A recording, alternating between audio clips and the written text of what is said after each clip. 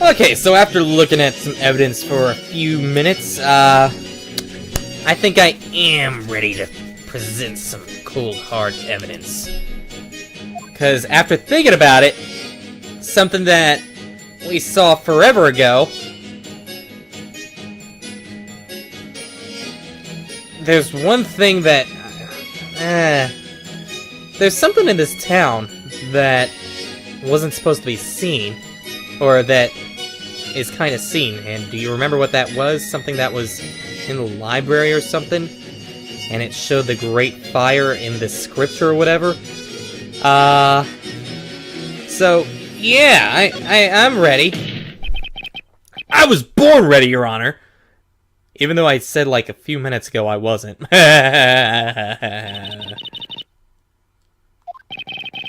Something that exists in this town but shouldn't. Yeah, that's it.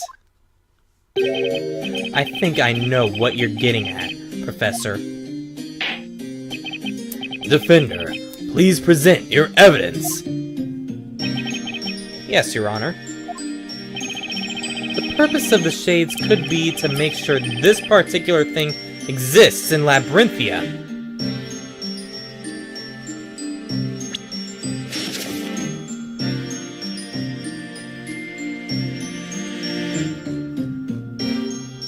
Wait, is this really it?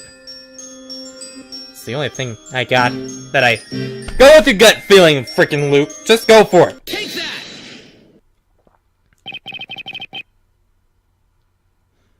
Yeah, I'm speechless right now, too, because that was just my gut feeling. Something that doesn't exist? I have a feeling no one is going to like the answer I'm about to give, and it'll probably end up shaking this town to the core. Oh boy, good job there, Luke. But I've got to tell them. The truth has to come out. Since I arrived here in Labyrinthia, there's been no shortage of really strange events. Ignazi, Demire, Goldor, and now Grandworm. The mere command of magic is in itself a crime, is it not? In this town, witches are arrested and made to participate in witch trials. They are then sentenced to death by fire. But none of those witches actually died. That supposed death by fire wasn't real. Okay, now I get what I'm saying here. Actually, I got what I was saying like probably about 3 or 4 lines ago, but still. And neither is magic. It doesn't really exist. What are you saying, Defender? I see what you're saying. Those machines can't be seen, yet... Yeah, okay, I see what's going on here. The Eldritch Woods apparently contain some rather large machines, unlike anything that exists within Labyrinthia. Machines that emit fire and produce large plumes of smoke. To top it all off, the citizens of Labyrinthia are not able to see said machines. It sounds like nothing more than magic. Yes, that's exactly it, Your Honor. Miss Darklaw. Magic doesn't really exist in this town. That's the answer, isn't it? Magic does not... What utter nonsense! It seems we have finally arrived at the stunning conclusion. The secret behind Labyrinthia. Whoa.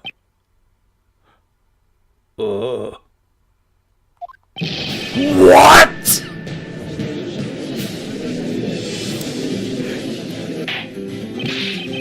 Order! Order! Order! What is the meaning of this?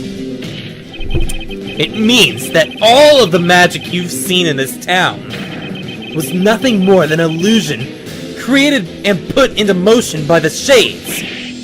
But Defender, the witches, we have clearly seen them use magic. let us take a moment to think carefully about the systems employed by the Shades. Systems?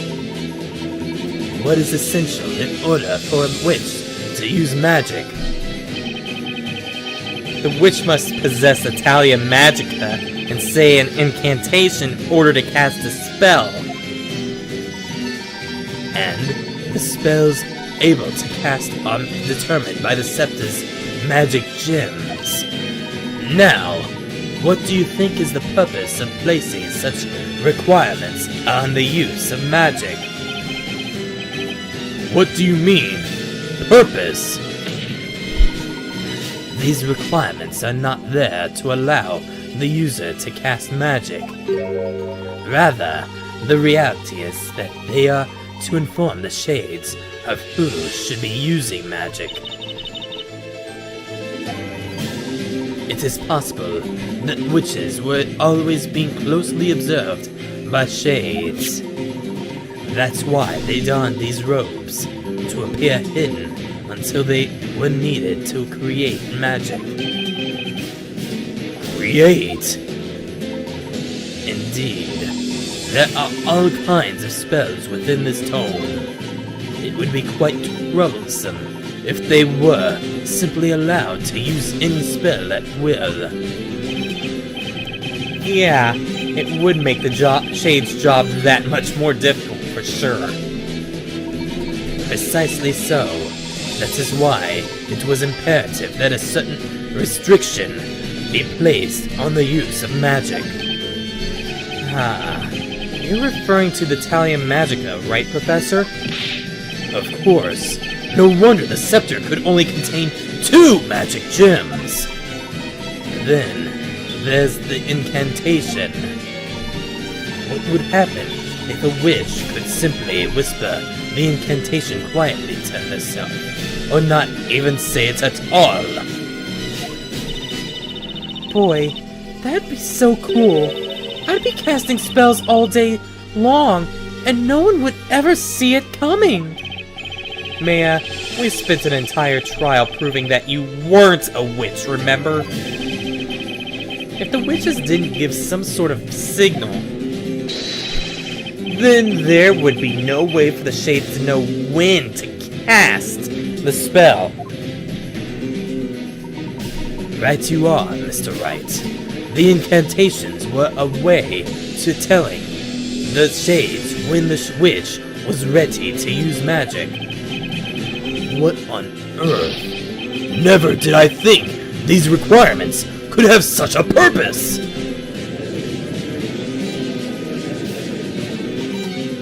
Now, let's think back to the previous events leading up to today that have involved magic. Our first encounter with magic was the use of the spell Ignate a few nights ago. A spell like this. It was nothing more than a flame spewed from a machine being used by the Shades. Then that means Demire. A spell that makes the caster disappear? No doubt about it. It must have been this robe. Next is the incident with Goldor, the spell that transmuted me into a gold statue. Now this I'd like to hear some explaining.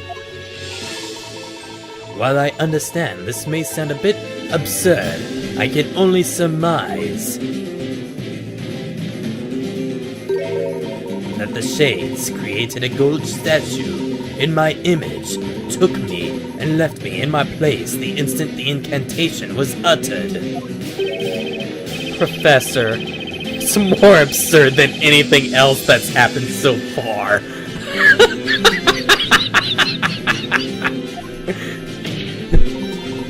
We can therefore conclude that all of the magic in Labyrinthia was created in a similar vein. What do you say to that, Miss Darklaw? That last one was kind of pushing it, but... I expect nothing less from you, Inquisitor Layton.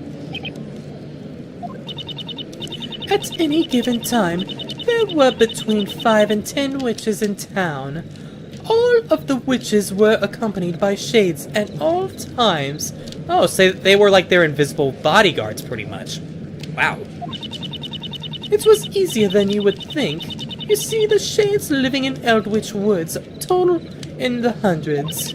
It was simply a matter of having each of the shades operate in shifts in order to watch over each of the witches within the town. I must say, Lady Darklaw, that is quite a number of shades. 'Twas not only those who fell victim to the flames that were turned into shades, but their victims too were made permanent residents of the Eldritch Woods. Then those two shady thieves from before were turned into shades? What about Belduke? Oh yes, you mean Robs and Muggs? Despite their dubious appearance, those two were a couple of my best shades. Oh, wow. Shady thieves turned into shades. This stuff writes itself. I cannot believe what I have just heard.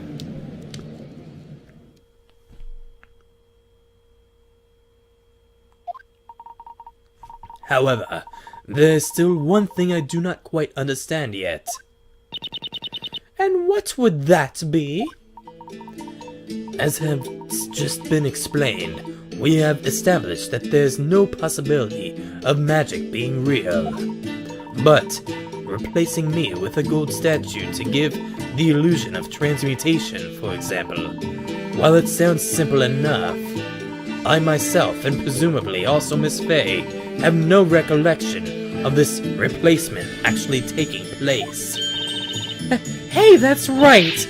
The professor got all bling-blingy before I could even bat an eye! It begs the question, how and when was the statue created, let alone used to replace me? That is true. The same goes for Godor. It's supposed to create a portal between two green-colored walls.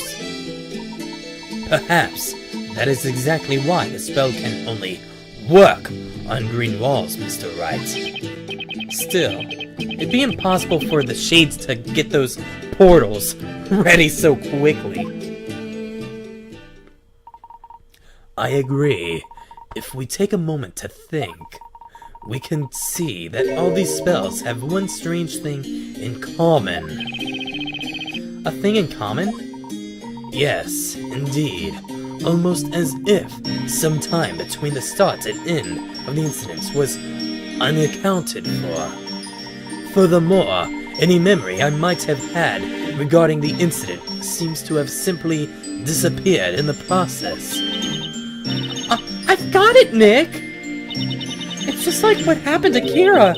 She got absolutely no memory of her life in Labyrinthia before the trial, right?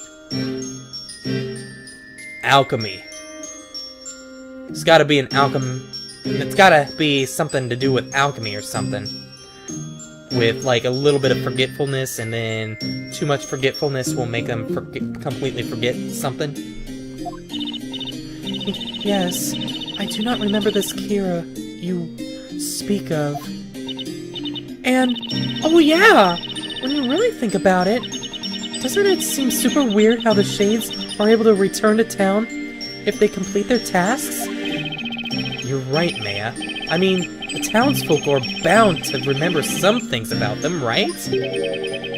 Like how Miss Kira here threw a major hissy fit in court and was barbecued for being a witch. Eloquently put, Mr. Wright. Very, very eloquently. Not gentlemanly enough, but eloquently. Hence, we cannot yet conclude that this entire illusion was primarily accomplished through the use of machinery. Simply put, there must have been some way of affecting the memories of all those within confines of this town. Missing time and lost memories? Now that is interesting, Inquisitor. You are correct. There is in fact a secret that lies within the depths of the Eldritch Woods. Something that the people of this town cannot see. Something that can rob people of their time and memories. 'Tis the very thing that connects all of what you have heard tonight. 'Tis a secret of monumental proportions. The bell tower? Or the bell? And let me guess. 'Tis a secret that cannot be revealed by the mistress of the Eldritch Woods. Is that right? Yes, an excellent deduction, Defender.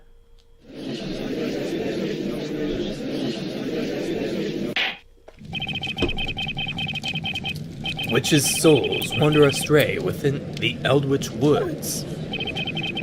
Until tonight, I thought this was nothing but a mere fairy tale told to children.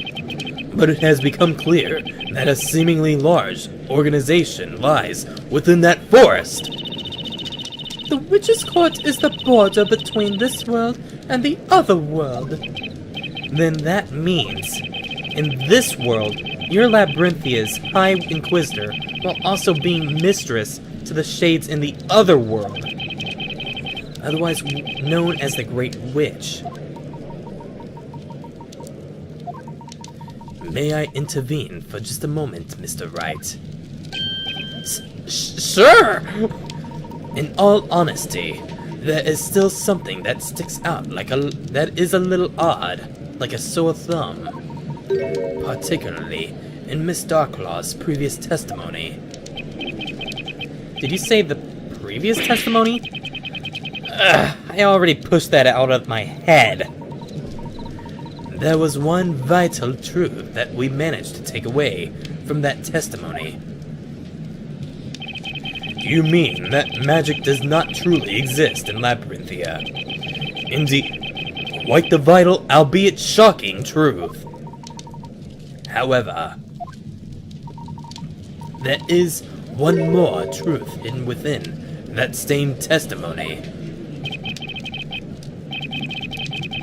There's something else in that testimony? I must have checked the court record. More times than I can count, but I didn't find a single contradiction. Have you forgotten already, Mr. Wright? When there is no evidence left, we have but one more weapon at our disposal with which to uncover the truth. Oh, hey, I've got it, Nick! Remember in a witch trial, you can cross-examine two witnesses at the same time? Hey, that's right, I completely forgot! Being able to have a look at two testimonies side by side is bound to turn up a contradiction somewhere. And that contradiction should provide us with a much-needed clue.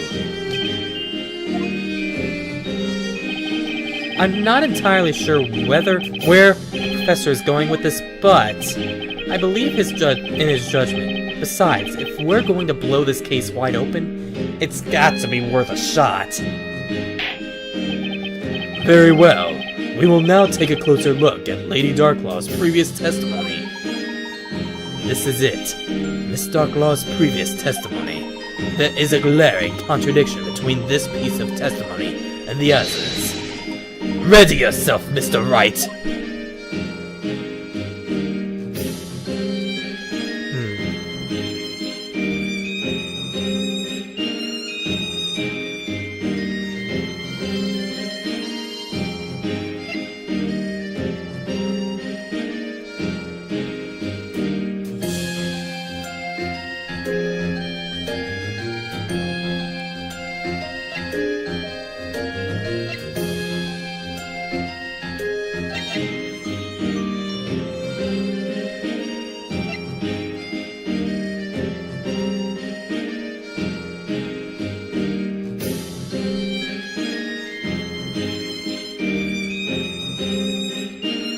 Shades, to them I am known as the Great Witch. She was the Great Witch.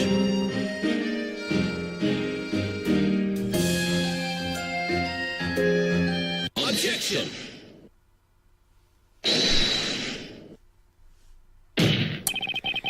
Your Honor, there's obviously a huge discrepancy between these two pieces of testimony. Miss Darklaw stated she is known as the Great Witch.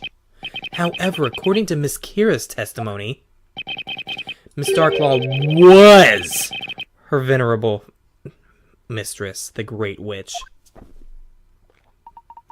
That is correct. She was the Great Witch.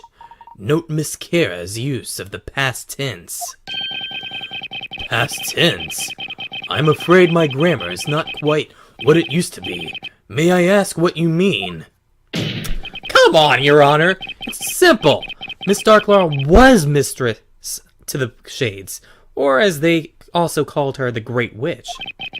Therefore, she is no longer the Great Witch. She is not the Great Witch? Witness, is this true?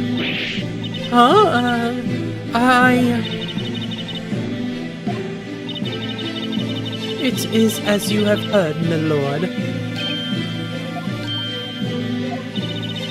I relinquished my position as Great Witch in order to fulfill the objective of this task. What would that objective be again? That would be the assassination of the storyteller, Your Honor. Witness! At the beginning of this trial, you stated... Oops, I did not want to do that. That you came to town in order to complete your task, didn't you? What's more, you said that you were going to summon the fire dragon to do it. Now, this task, it wasn't Miss Darklaw here that gave it to you, was it? No, it wasn't. Oh, and everything starts adding up. So then, the most pressing question is, who was it that gave that task? Who told you to come to Labyrinthia and assassinate the storyteller? I cannot tell you, no matter what. Alright, so Darklaw isn't the Great Witch anymore. Which must mean the mastermind behind this entire thing is... It would seem the defense has worked it out as well. Mr. Wright, you know who really gave Miss Kira her task tonight, do you not? Defender, I ask that you enlighten the court. Show us who really gave this witness her task to assassinate the storyteller. Well, I don't have to choose anything because it's already said. Take that! Take that. The storyteller? We're talking about someone with the authority and power to replace the Great Witch. Someone who calls the shots. I can't think of anyone else that meets those criteria, except the storyteller himself. Preposterous! That would mean... Exactly, Anna. It means that the storyteller gave this final task to Kira himself. He was, in short, responsible for his own assassination. What? So many whats in this trial. Order in the court! But for what purpose? Why would he plan his own assassination? That I cannot say, Anna.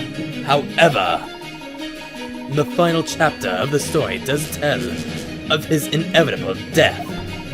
While he assigned us a task to Kira himself, it is perfectly natural that he would do so.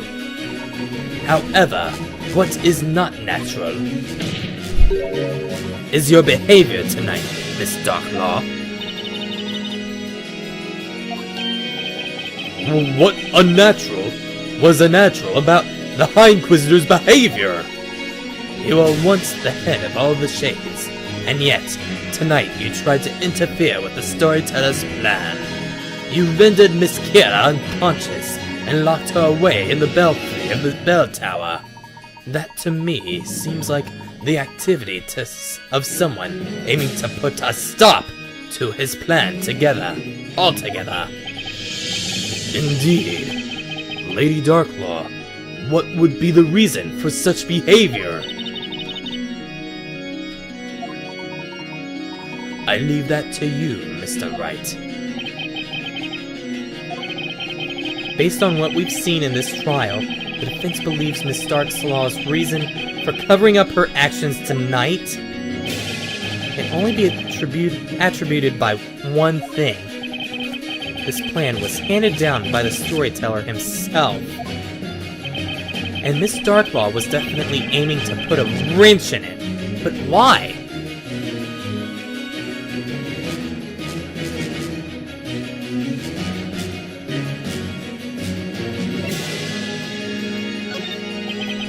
There's one possible reason I can think of as to why Miss Darklaw had to hide her actions tonight. She was aiming to betray the storyteller! Betray the storyteller?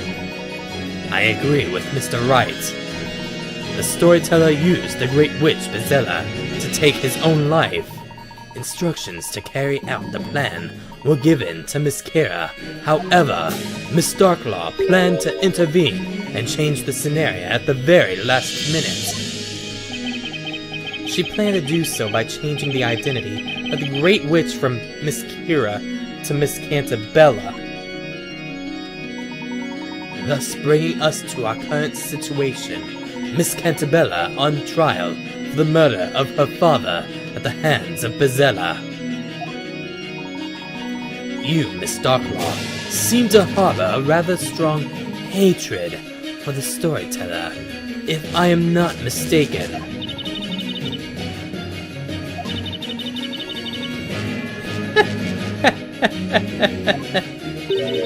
A hatred, you say? Yes, I suppose you could call it that. That's right. Behold, my revenge. Did you say revenge? Miss Darklaw, will you please tell the court of your plan for revenge? If you insist.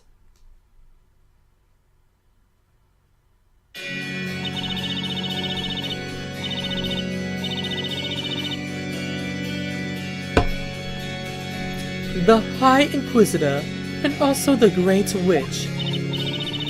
Long have I donned those two masks, one as Labyrinthia's protector, the other its harbinger of destruction. In other words, I was merely meant to serve him. And yet, he sought to selfishly pin the ending of the story under his own terms. He did not care about me, or any of the townspeople to allow us the dignity of deciding our own fate. Indeed, what we witnessed tonight, scratch, was the cowardly act of a man looking for an easy way to end that which he could not properly finish. He cared for no one but himself, hence this sudden sham of an ending. And for that, I will never forgive him. What do you mean by sham of an ending? The Great Witch Bezella is to summon a dragon of fire and end the life of the Creator. She will then be put on trial and judged, thus heralding a period of peace and prosperity for all of Labyrinthia. Such is the ending written for this town and its people. 'Tis not an ending I oppose in principle. Who would not wish a happy ending for their own people?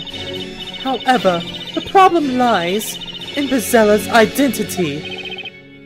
Bezella's identity? As you know, he assigned the role of the Great Witch to this girl beside me. But you're saying that was a falsehood. Is that correct? I knew Bezella's true identity. 'Tis not something I could ever forget. That is why I went to the bell tower and it is why I took the accused there. I did it to ensure the true witch foretold in the story was given the judgment she was due. The true witch? You don't mean... Scratch! Scratch times 2! Yes, I mean none other than Espella Cantabella.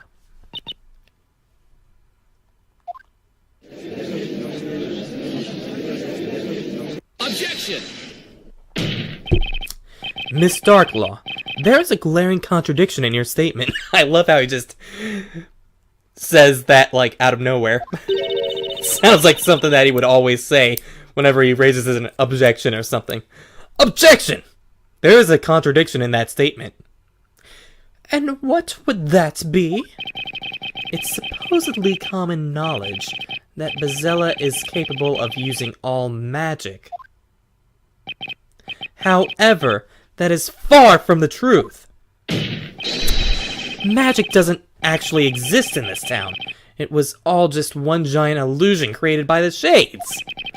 Therefore, the Great Witch Bezella cannot exist either.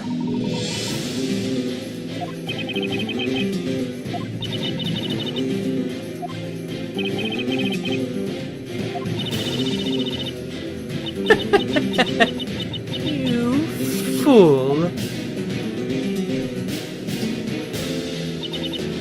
Defender, you really don't have a clue, do you? Why do I feel like I'm Snake and I'm just being led on right now?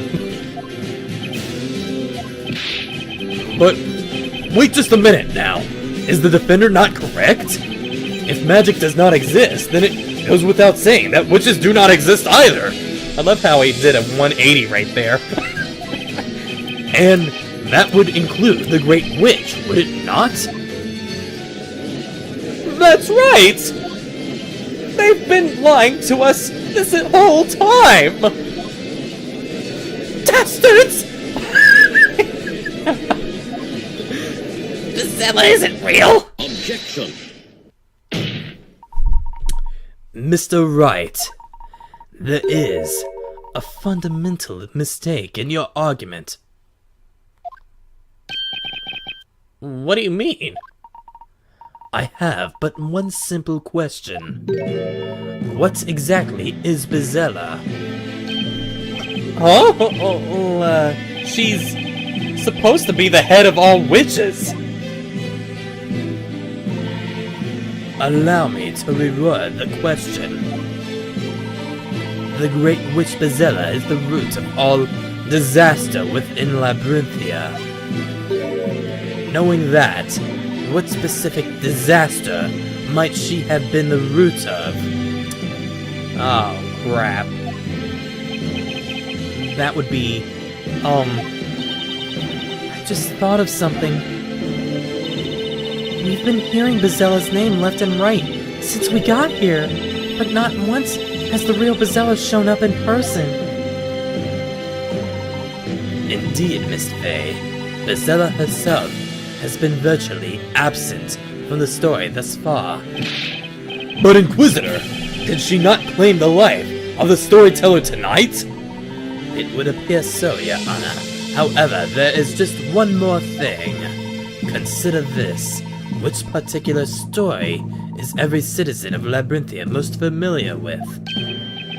Well, that would have to be the legendary fire, right?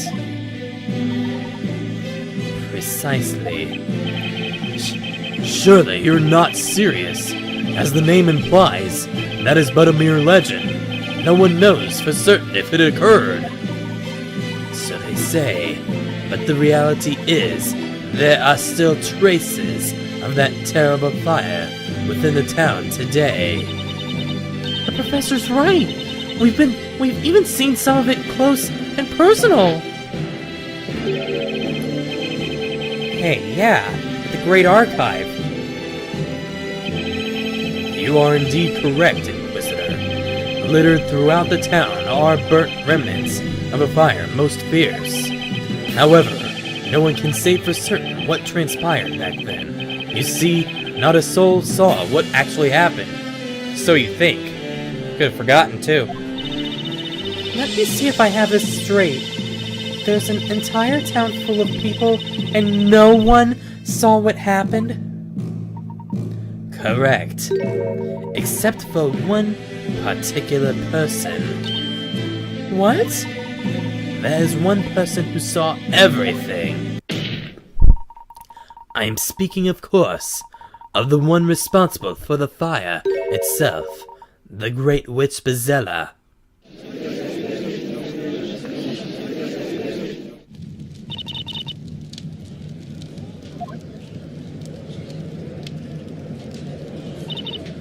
I remember it. All of it. Espella, what are you saying? When I close my eyes, I can picture it so vividly. The awful sight of the flames engulfing everything they touched. The scorching heat on my skin. The smell of burning cinder all around me. The large plumes of black smoke. The warm tears steaming down my face. I remember it all. What you are recalling now is the moment the Great Witch Bezella destroyed our town. Well, it appears my role here is finished. As for the rest, I leave it in your capable hands, Inquisitor.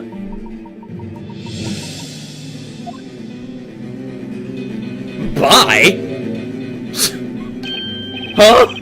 Darklaw! She just vanished into thin air! I love how they actually put that in there. She's right. These memories are proof that I am Bezella. But Espella! Mr. Wright, remember, if you will, what I said at the beginning of this trial. I came here to prove that Espella Cantabella is, in reality, the Great Witch Bezella. Right. There is still one more thing I wish to present to the court. I would now like to call the final witness to the stand. The final witness?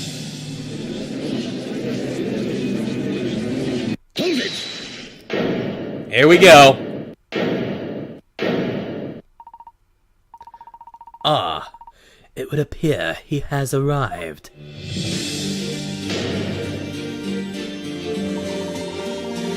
Ladies and gentlemen of the court, I give you this trial's final witness, the storyteller.